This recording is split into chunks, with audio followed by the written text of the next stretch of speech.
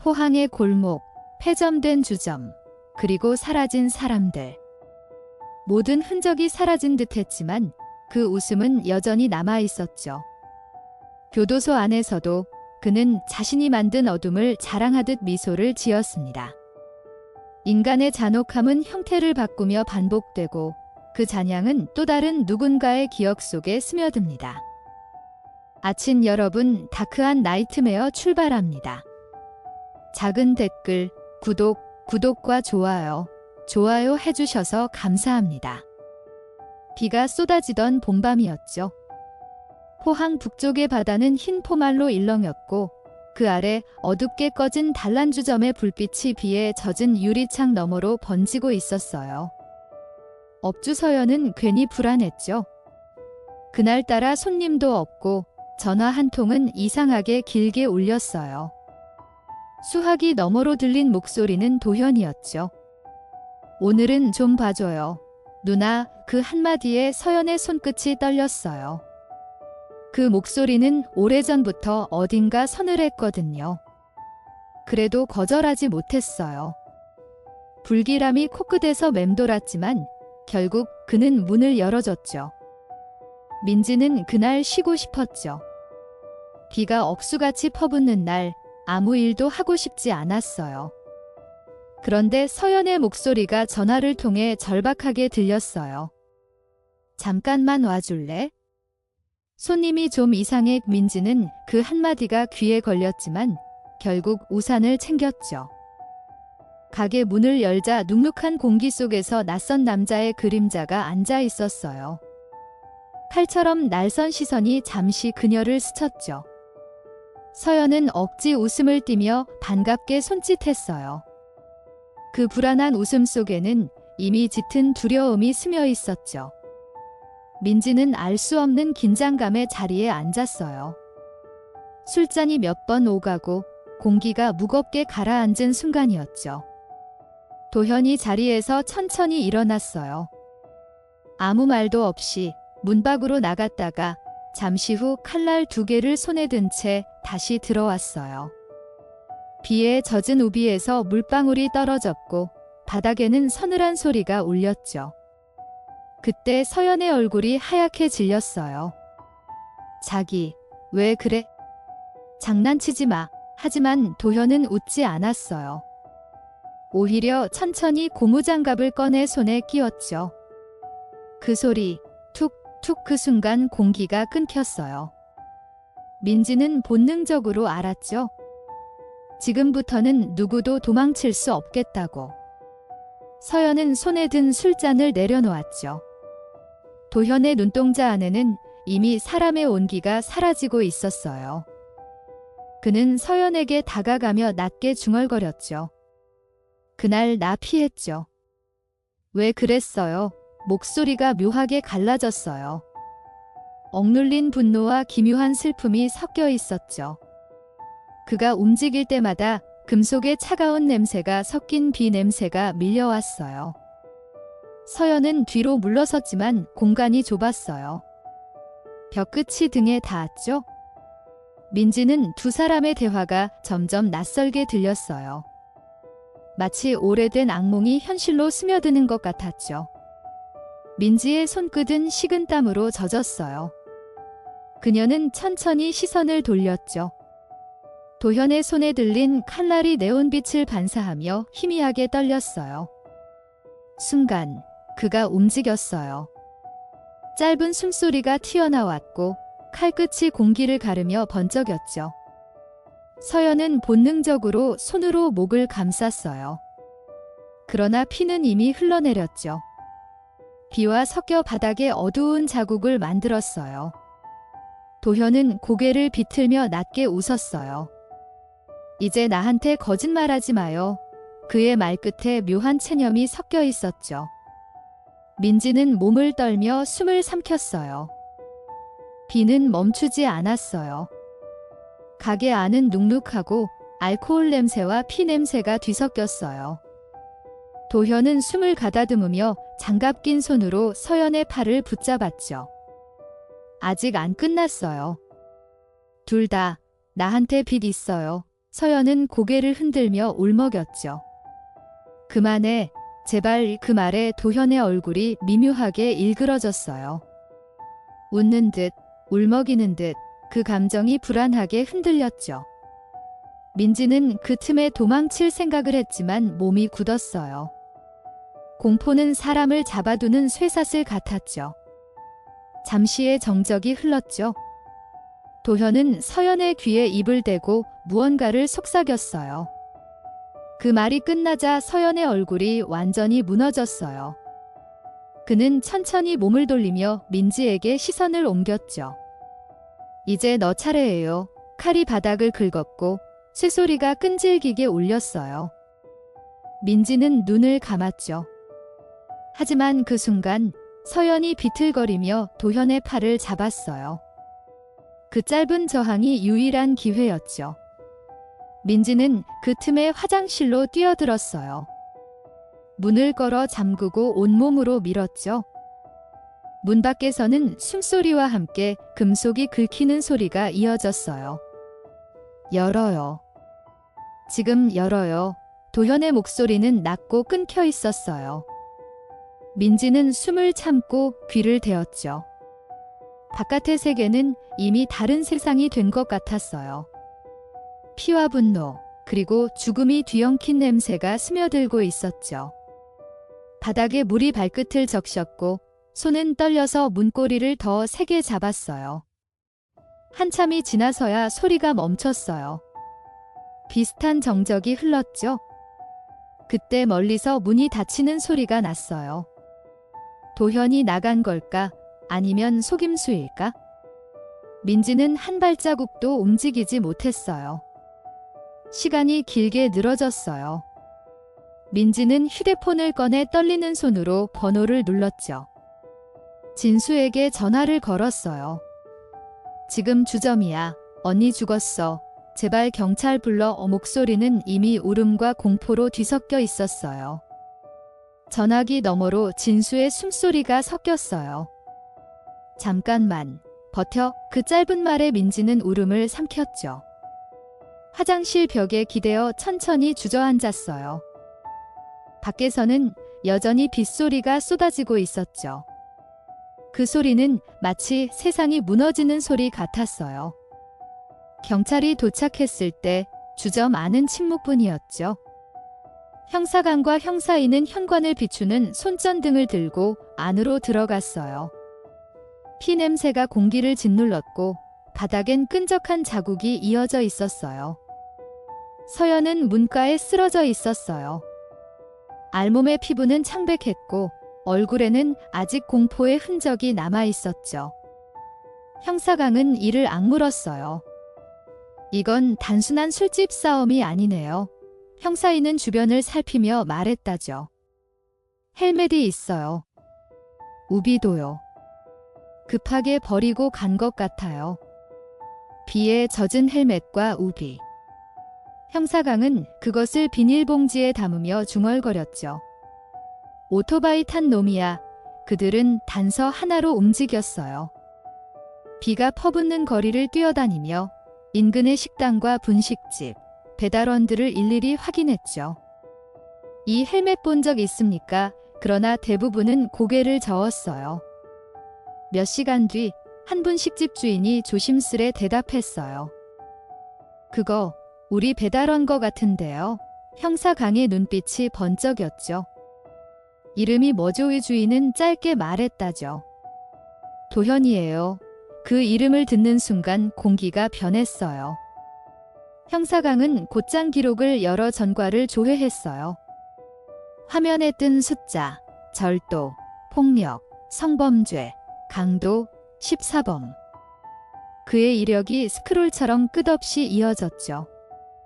형사인은 입술을 깨물며 중얼거렸어요. 이놈, 전형적인 재범이에요. 그때 밖에서 번개가 쳤어요.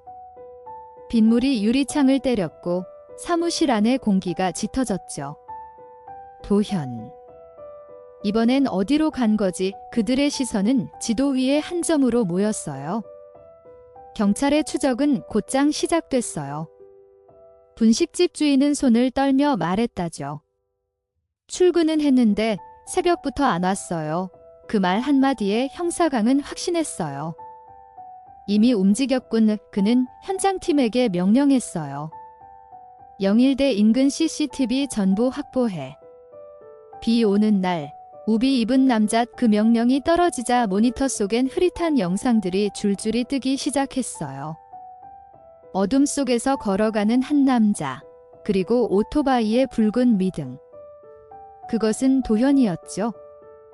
도현은 이미 먼 길을 달리고 있었죠. 비가 그친 뒤에 도로는 반짝였고 그의 오토바이는 그 위를 미끄러지듯 달렸어요. 헬멧 속 숨소리가 메아리처럼 울렸죠. 손끝에는 피가 굳어 있었어요. 그는 미소를 지었어요. 이제 시작이야. 서울로 향하는 도로는 끝이 보이지 않았죠. 그의 눈빛은 어둠 속에서도 불타고 있었어요. 뭔가를 완성해야 한다는 광적인 집념. 그건 이미 인간의 감정이 아니었어요. 서울 도착 후 그는 낡은 모텔에 몸을 숨겼어요. 밤새 잠을 자지 않았죠. 신문과 뉴스에 포항살인 사건 소식이 번지고 있었어요. 도현은 담배를 물며 미묘하게 웃었죠. 다들 나를 잊지 못하겠지. 그 말에는 만족감이 묻어 있었어요. 하지만 동시에 공허했죠. 그는 다음 목표를 떠올렸어요. 전화방에서 일하던 할인. 전처 유정을 닮은 눈빛. 그게 그를 미치게 했죠. 새벽이 밝자마자 그는 공중전화로 전화를 걸었어요. 나 기억나요? 할인의 숨이 멈췄죠.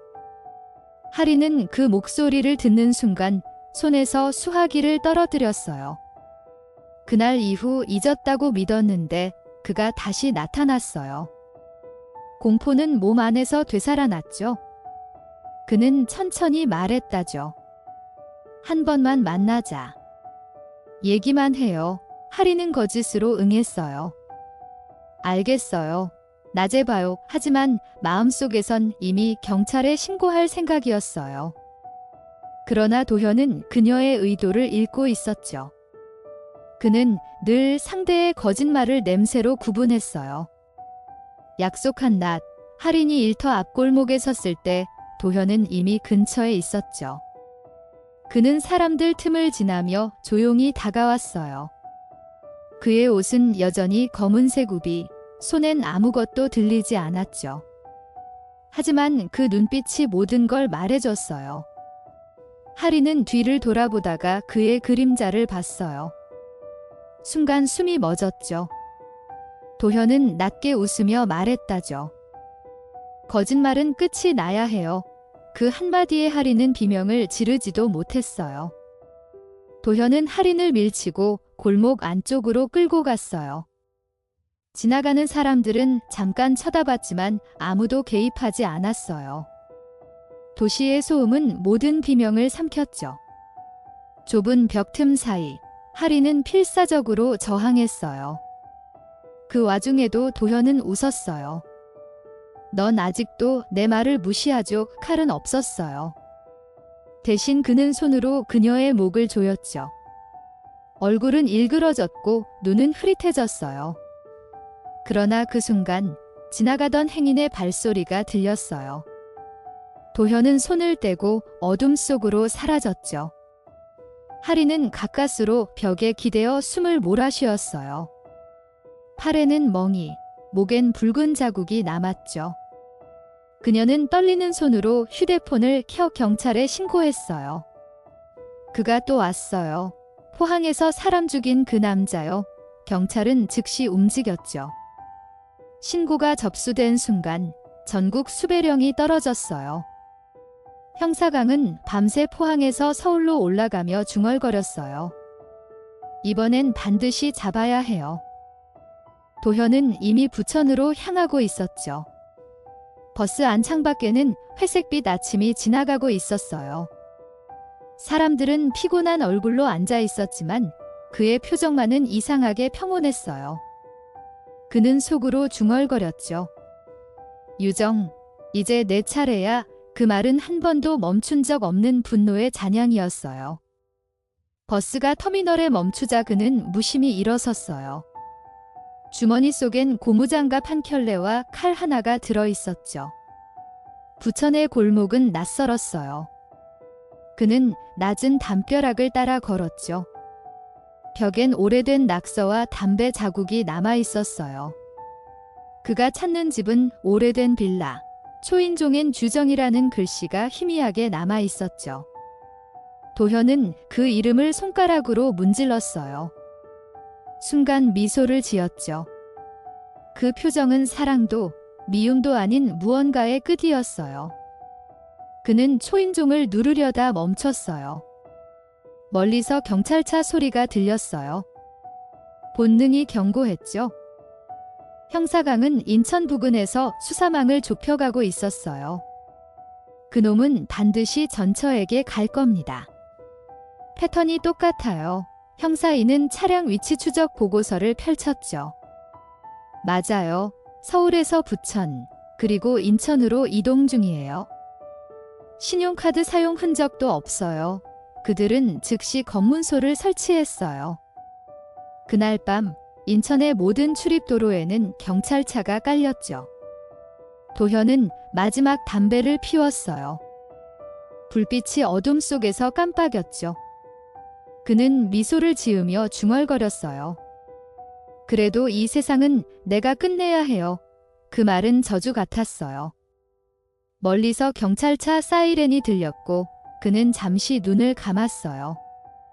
마치 오래 기다린 소리를 듣는 듯했죠. 발소리가 다가오고 손전등 불빛이 그를 비췄어요. 형사 강의 외침이 들렸죠. 도현, 거기서 움직이지 마요. 그러나 그는 웃으며 칼을 꺼냈어요.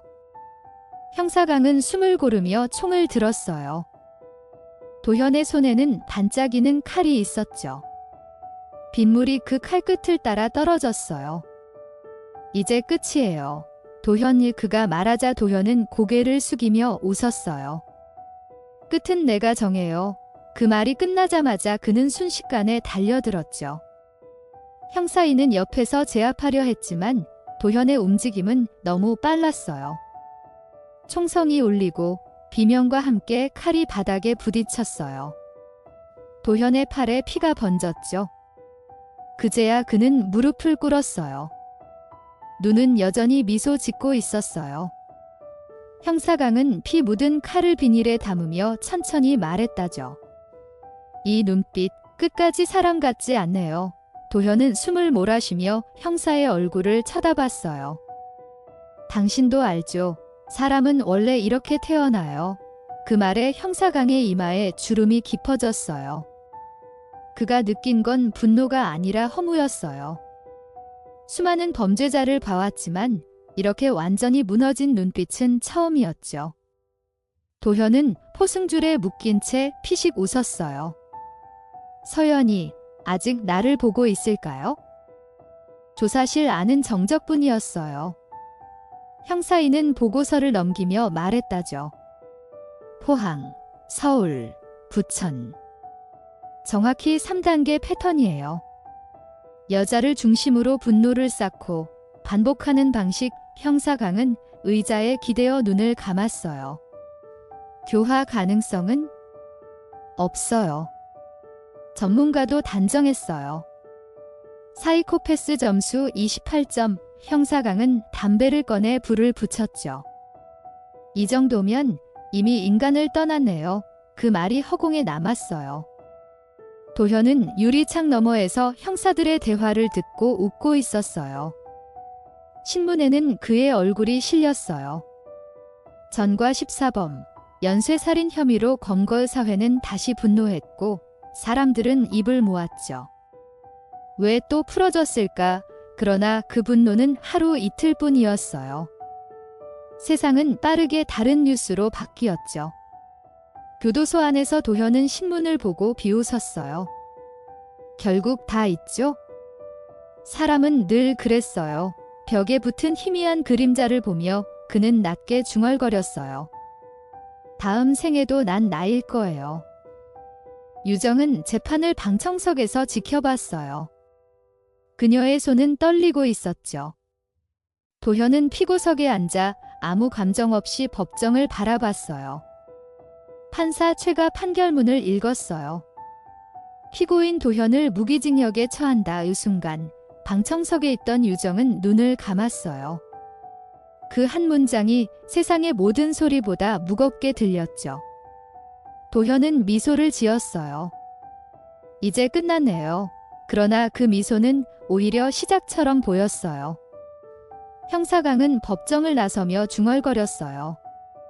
그놈은 감옥에서도 웃을 겁니다. 형사인은 고개를 끄덕였어요. 교화는 불가능해요. 사람의 껍데기를 쓴 괴물이에요.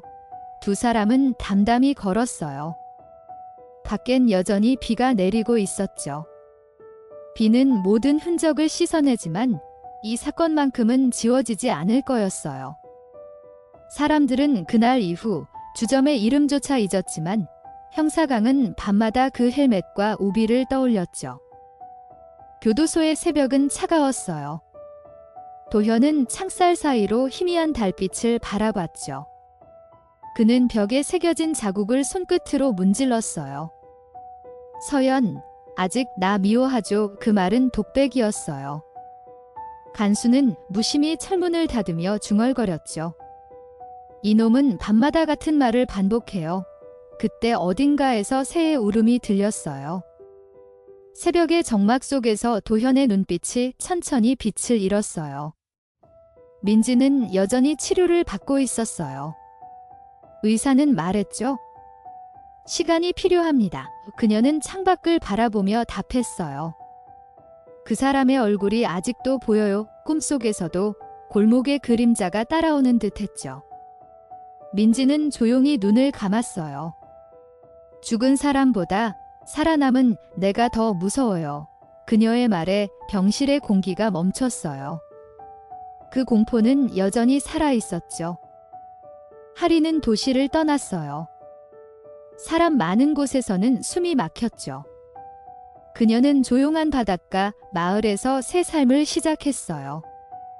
그러나 밤이 되면 여전히 창문을 두드리는 빗소리에 몸이 굳었어요. 그날의 숨소리가 아직도 귀에 남아 있었죠. 열어요. 지금 열어요. 그 말은 지워지지 않는 흉터처럼 남았어요. 하리는 스스로에게 속삭였죠. 다시는 그 이름을 부르지 않을 거예요. 형사강은 사건이 끝난 뒤 보고서를 마지막으로 정리했어요. 종이 위엔 단 하나의 문장이 적혀 있었죠. 사람은 괴물이 되지 않는다. 단지 괴물의 얼굴을 선택할 뿐이다. 그는 그 문장을 읽으며 조용히 눈을 감았어요. 이 사건은 단순한 범죄가 아니었어요. 인간의 욕망과 분노가 어디까지 부패할 수 있는지를 보여주는 증거였죠. 그는 서랍을 닫으며 말했다죠. 기억해야 해요. 있는 순간 또 다른 도현이 태어나요. 도현의 이름은 곧 잊혔지만 사건은 남았어요. 포항의 그 주점은 철거되었고 그 자리에 새로운 상가가 들어섰죠. 그러나 새벽마다 문 닫는 시간이 되면 누군가 헬멧을 든 그림자가 유리창에 비친다는 이야기가 떠돌았어요. 주민들은 장난이라 했지만 형사강은 웃지 않았어요. 그는 여전히 그 밤의 냄새를 기억하고 있었어요. 피, 그리고 인간의 숨결이 뒤섞인 공기였죠. 교도소 안, 도현은 여전히 말을 이어갔어요. 난 세상이 거짓이라고 했어요. 그는 책상 위의 손톱으로 긁은 자국을 바라봤죠. 수십 개의 선이 뒤엉켜 있었어요. 간수는 그 자국을 보며 물었어요. 그게 뭡니까? 도현은 천천히 웃었죠. 사람들이 만든 거짓의 지도예요. 그의 말은 이해되지 않았지만 묘하게 섬뜩했어요. 그날 밤 그는 침대에 앉아 벽을 향해 속삭였어요. 서연, 민지, 하린, 나 아직 여기에 있어요. 형사강은 사건 기록을 마지막으로 봉인하며 중얼거렸죠. 끝난 게 아니에요. 그는 책상 위에 도현의 사진을 올려두었어요. 눈빛이 여전히 살아있는 듯했죠. 형사인은 고개를 숙이며 답했어요. 이런 사람은 사라지지 않아요. 세상 어딘가에서 다시 태어나죠. 두 사람은 침묵했어요. 그 침묵은 오히려 더 큰 경고였죠. 인간이 만든 악은 사라지지 않고 형태만 바뀔 뿐이었어요. 시간이 흘러도 포항의 밤은 여전히 조용했어요. 그러나 어떤 이들은 말했죠. 비 오는 날 주점이 있던 골목을 지나면 희미하게 여자 목소리가 들린다고. 그만해, 제발. 그리고 뒤이어 남자의 낮은 웃음이 들린다고요. 그 이야기는 소문처럼 번졌지만 아무도 확인하려 하지 않았어요. 사람들은 있는 걸 택했어요. 있는 건 살아남는 방식이었죠. 하지만 형사강은 알았어요. 있는 순간 같은 어둠이 또 찾아온다는 거려. 민지는 서연의 사진 앞에 흰 국화를 놓았어요. 이제는 편히 쉬세요. 그녀의 손은 여전히 떨렸지만 눈빛엔 단단한 결심이 있었어요. 그날 이후 그녀는 피해자 상담사로 일하기 시작했어요. 무서움은 없어지지 않아요. 다만 기억으로 남아야 해요. 그녀의 말은 인터뷰 기사로 남았죠. 사람들은 잠시 감동했지만 금세 다른 뉴스로 덮였어요. 그러나 민지는 멈추지 않았어요. 누군가는 계속 말해야 하죠. 하리는 바닷가에서 조용히 살았어요. 바람이 불면 파도 위로 비가 흩날렸어요. 그녀는 아직도 빗소리를 싫어했죠. 하지만 그 소리 속에서도 조금씩 숨을 돌릴 수 있게 되었어요. 난 이제 두렵지 않아요. 그녀는 바다를 바라보며 중얼거렸어요. 그날의 그림자는 사라지지 않겠지만 더 이상 나를 따라오진 않아요. 그녀의 목소리는 고요했지만 그 안엔 생존자의 강인함이 담겨 있었어요. 형사강은 은퇴 후에도 사건 기록을 손에서 놓지 않았어요. 그에게 이 사건은 단순한 직무가 아니었죠. 인간이 얼마나 쉽게 괴물이 될 수 있는지를 증명한 기억이었어요. 그는 매년 서연의 기일에 포항을 찾았어요. 폐허가 된 골목에 서서 조용히 담배를 피웠죠. 비는 여전히 내리고 있었어요. 그 빗소리는 과거와 현재를 잇는 유일한 다리처럼 느껴졌어요. 도현은 교도소 안에서도 여전히 눈을 떴어요. 그는 매일 새벽 벽에 손을 얹었죠. 그 손끝은 서늘했고 손톱 밑엔 피 대신 먼지가 끼었어요. 그는 웃으며 말했다죠. 여긴 아직도 어둡지 않아요. 내가 있으니까요. 간수는 그 말에 몸을 떨었어요. 교도소의 불빛은 희미하게 깜빡였고 잠시 정전이 되었어요. 어둠 속에서 들린 건 그의 낮은 웃음뿐이었죠. 그로부터 몇 년 뒤 새로운 범죄 사건이 발생했어요. 수법은 같았죠. 비 오는 날 여성을 노린 잔혹한 범행. 경찰 내부에서는 잠시 소란이 일었어요. 형사인은 그때의 감각을 떠올렸어요. 이건 도현의 그림자예요. 범죄자는 결국 붙잡혔지만 그의 방에서는 도현의 신문기사 스크랩이 발견되었어요. 사람들은 다시 말했죠. 괴물은 죽지 않아요. 기억 속에서 자라죠. 형사강은 마지막으로 기록 일지를 덮으며 말했다죠. 이건 한 사람의 이야기가 아니에요. 사회가 만들어낸 또 하나의 그림자였죠. 그의 눈빛은 담담했지만 깊은 슬픔이 묻어 있었어요. 그는 천천히 고개를 들었죠. 우린 기억해야 해요. 망각은 또 다른 살인과 같아요. 밖에선 비가 내리고 있었어요. 그 빗소리는 모든 소리를 삼키며 흘러갔어요. 그러나 그날의 어둠은 아직 완전히 끝나지 않았어요. 이번 다크한 나이트메어는 여기까지입니다. 끝까지 청취해 주셔서 감사합니다. 작은 댓글, 구독과 좋아요로 힘을 보태주시면 큰 응원이 될 거예요.